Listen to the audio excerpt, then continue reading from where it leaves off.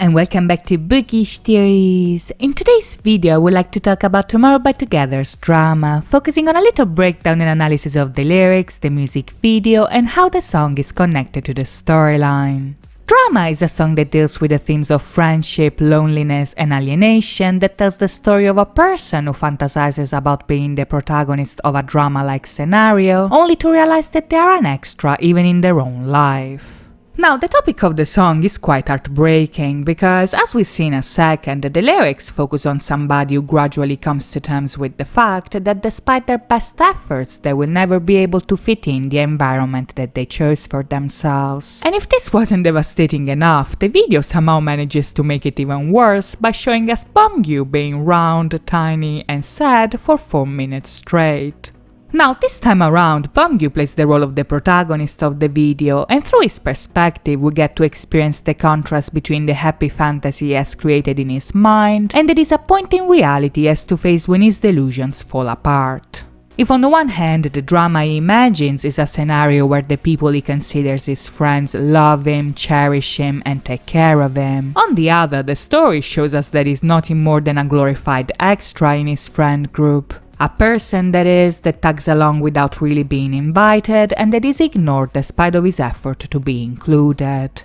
Now, this is a situation that a lot of people can relate to because Beomgyu's story perfectly conveys the feelings of sadness, inadequacy, and isolation that come with the realization that the people you consider your friends don't see you the same way in return. But as a matter of fact, the drama is even more important than that because the video also gives us quite a lot of clues about the storyline itself. In comparison to their past videos, where the boys are always portrayed as close friends, the main difference that we see in drama is that Beomgyu is not included in the group, which is a clear indication that the events that take place in the video happen before everything we've seen so far. You see, even if the order of the events is up for interpretation due to the multiple timelines that the videos show us, Magic Island actually told us that the boys were friends as children and then met again as teenagers after forgetting about their promise. In that video, the narration revealed that even if in the present the boys are very close, they still have no idea that they knew each other already. So if we consider what we saw so far, drama is showing us the moment in time where Beomgyu joins the group and the 5 boys are finally together again. Now, this idea is also confirmed in the lyrics because in the very first verse, the boys describe a situation where the speaker is fascinated by the charming smile of the cool kids he wants to be friends with and actually reminisces about seeing them on a sports court for the very first time. Sure enough, this is the exact moment where Beomgyu's drama actually begins, and much like what we see in the video where Hyunin Kai signals him to get the ball back, the song tells us that this small act of kindness is what makes Beomgyu feel like the protagonist of the story. Now, this is a very bittersweet part of the video because, judging by the lyrics, even if this is the first time that the boys actually acknowledge Beomgyu has been wanting to be their friend for a while now. So even if Hyunin Kai's gesture is something that for most people would mean nothing more than what it is, for him it means the world because he finally has the chance to be seen. Being acknowledged by the people he looks up to puts him in the spotlight and makes him become the protagonist of his own story, and this is important because this concept also conveys the idea that the way he sees himself is directly connected to how the others see him. Since he is lonely and has no friends, Beomgyu's self-worth entirely depends on the others acknowledging his presence. So the moment the boys finally see him, he transforms from an invisible nobody to a somebody that exists because he's a part of a group. As the lyrics say, the person on the photo sticker, that is, the cool person that he wants to impress, is his master. And this line is very telling because it brings us right back to Cat and Dog, which is a song that describes a very similar feeling but in a different way. You see, much like in that song, Beomgyu's drama begins the moment he is acknowledged by the people that he loves. So even if in his mind this gives him a sense of belonging that validates him and makes him feel like he's a part of a team, in reality their relationship is not equal because later in the video we see that Beomgyu follows them around like a pet would follow its owner. This unfair treatment, however, is something that goes completely unnoticed because in his mind, Beomgyu not only sees himself as the protagonist, but he also sees the others as super sidekicks in the game that they're playing. So when he sees Soobin helping Yeonjun, Beomgyu is happy because he thinks that he belongs in a group where he's the center and they all have each other's backs.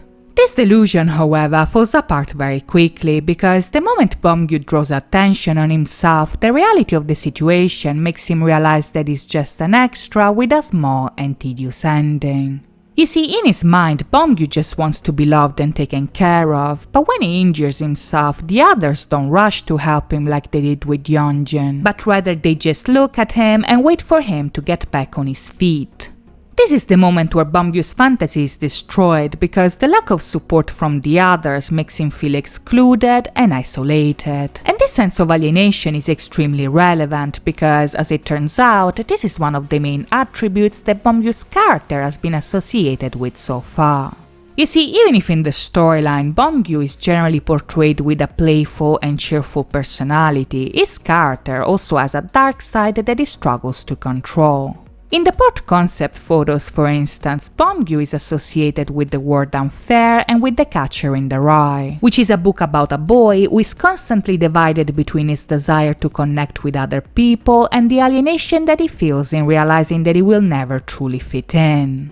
In the novel, the protagonist is a character full of contradictions because he's a 17-year-old boy who already has grey hair but at times also behaves like a child. He's both naive and cynical, both needy and resentful, and Beomgyu's character perfectly fits this description because no matter how playful he is, there are moments where he's completely disconnected from the others despite his desperate need to be loved.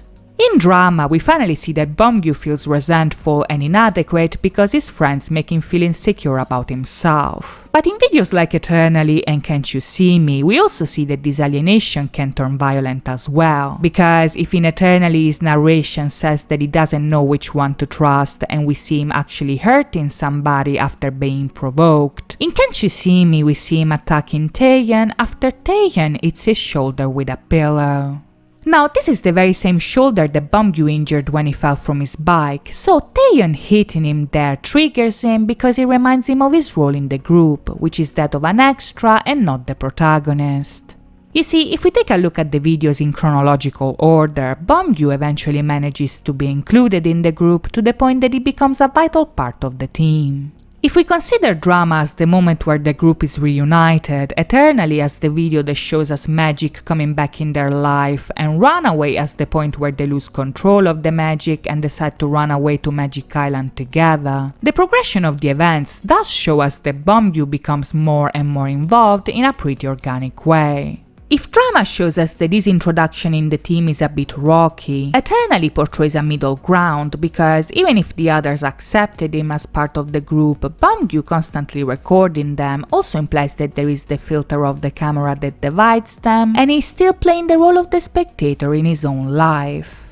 In Runaway and Magic Island, however, Beomgyu is completely included in the group dynamics, but when things fall apart in Can't You See Me, his insecurities come back to haunt him, and the fact that in the video he's the only one who literally sees red also implies that his alienation is something that never truly left him. Even if he succeeded in becoming one of the cool kids, a part of him will always feel like he doesn't fit in. And he really doesn't like being reminded of that, because that is a wound that never really healed. Now, the fact that Beomgyu attacks Taeyeon when he hits him on the shoulder is extremely important here, because the constant focus on this body part has a double meaning. On the one hand, the shoulder is a symbol of support, responsibility, and trust, because the imagery of somebody leaning on your shoulder implies that this person can rely on you for guidance, strength, and friendship. On the other hand, however, the shoulder also represents a burden that a person has to carry. And this kind of symbolism is often associated to Jesus carrying the cross on his shoulder and to Atlas holding the heavens on his shoulders for eternity. Now, in videos like Nap of a Star and Eternally, we see that Beomgyu's transformation does indeed revolve around his shoulders. And this is not a coincidence, because that part of his body is what represents his trauma and the source of his monstrosity. If you look closely in Napova Star, the boy's transformations are associated to animals. And in Beomgyu's case, the spikes that come out of his shoulder heavily recall the spikes of a hedgehog, which is an animal that, much like Beomgyu, is peaceful but can become dangerous when it is provoked. Like the hedgehogs, Beomgyu's spikes are a defense mechanism that come out when he is reminded of the burden that his insecurities represent. But paradoxically enough, this defense is the very same thing that doesn't allow him to fit in, because this barrier that he puts up doesn't allow the others to lean on him when they need him the most. If you look closely in Can't You See Me, the only person who leans on Beomgyu is Taehyun, but in the video this trust is betrayed, because Beomgyu's insecurities take over him and he attacks Taehyun even if Taehyun is just playing around. These visuals here imply that his insecurity is the very same thing that stops him from being loved the way that he wants to. And this brings us to Yeonjun, who in contrast to Beomgyu is portrayed as somebody that the others can always lean on and that is loved because of that. Now, the parallel that drama draws between Beomgyu and Yeonjun is extremely relevant here, not only because it's meant to show us the contrast between the way they're treated, but also because the storyline is designing Yeonjun to be the center of the attention and the person that Beomgyu really wants to be but isn't. If in his fantasy, Beomgyu basically wants to be treated like a king, with the members feeding him, cuddling him, fanning him, and taking care of him, Yeonjun is the real king of the story, and this is not just me saying that as a metaphor, because as a matter of fact, Yeonjun has been associated with king imagery ever since the beginning. In Napova Star, for instance, Yeonjun's horns are designed as the antlers of a stag, and the stag is an animal that is considered the protector of all creatures and the king of the forest. In Crown, on the other hand, the horns turn into a crown, which is yet another symbol of kingship that alludes at Yeonjun because he is the only one with the horns. In Eternally, this concept makes yet another comeback in Taehyun's section, where we see Yeonjun's body covered in purple blood and with a flower crown on his head. And once again, his character is associated to royalty not only because of the crown, but also because of the purple, which is a color that throughout history has been consistently considered the color of kings. In drama, this association is also referenced in the scene of the tennis court, where the boys' jerseys heavily recall those featured in Haikyuu, which is a Japanese volleyball manga and anime where number 9 is a character that is also called the king of the court. Now, since in drama the numbers on the jerseys are also the months of the member's birthday, this Easter egg could very well be a coincidence. But what we know for sure is that Yeonjun plays a very important role in Beomgyu's drama, because if you look closely, his delusion falls apart in the exact moment Yeonjun's dance break begins. Now, bear in mind, the scene in the tennis court is taking place instead of Beomgyu's fantasy, so even in his own drama, Yeonjun ends up getting all the attention. And this is important because this scene also implies that deep down, he always knew that he was never the protagonist of the story.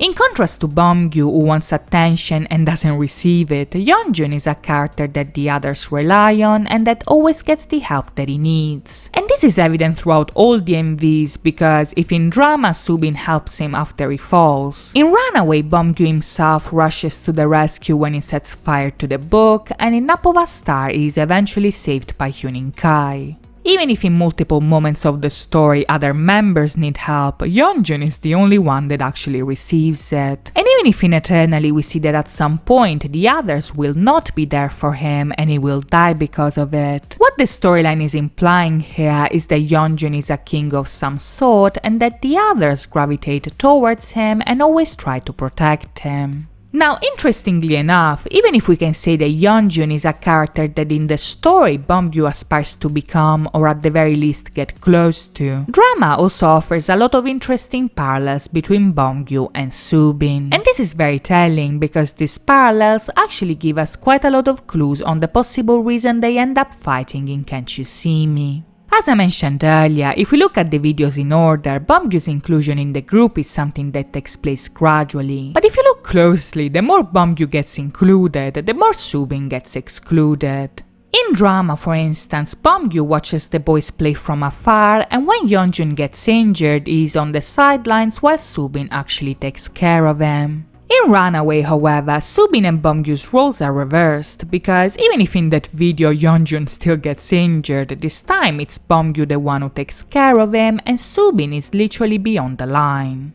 In that video, we also get a scene where Soobin watches the others play from afar like Beomgyu did at the beginning of Drama. But judging from the expression on his face, up to this point this is not something that really bothers him because, like I just said, this change is subtle and takes place over a long period of time. In Magic Island, however, things really start to change because by this time Beomgyu is right in the center and Soobin is the one who is alienated from the others. But if you look closely, this isolation is not directly connected to Beomgyu himself, but rather to the nightmares that Soobin is having and to the mysterious presence that spies on them from afar. Soobin's distress, however, eventually peaks in Can't You See Me, where we see Beomgyu and Yeonjun being literal best friends and Soobin getting annoyed by them and eventually snapping out of anger.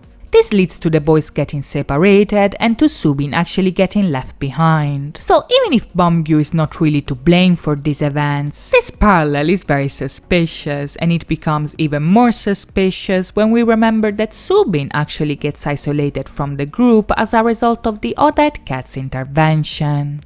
Now, if you watch my video about the cat's role in TXT's universe and the Bangtan universe, then you know that this freaking cat actually makes a pact with Jin that triggers the time travel and has disastrous consequences on the lives of the characters.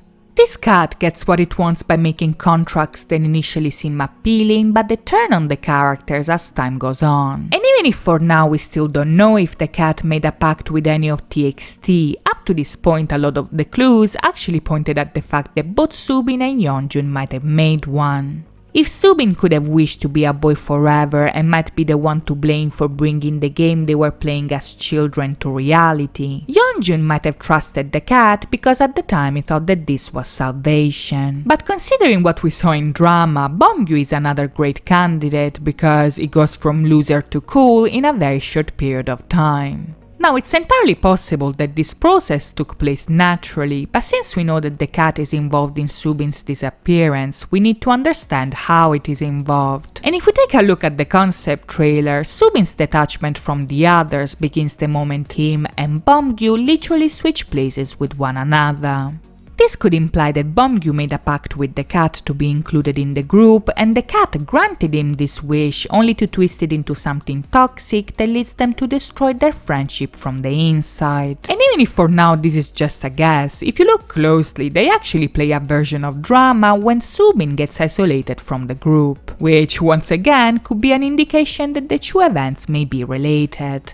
For now, however, we'll have to wait and see. In the meantime, I hope you guys enjoyed this video, and if you did, please think about liking and subscribing. As always, thank you so much for watching, guys. I'll see you next time. Bye bye!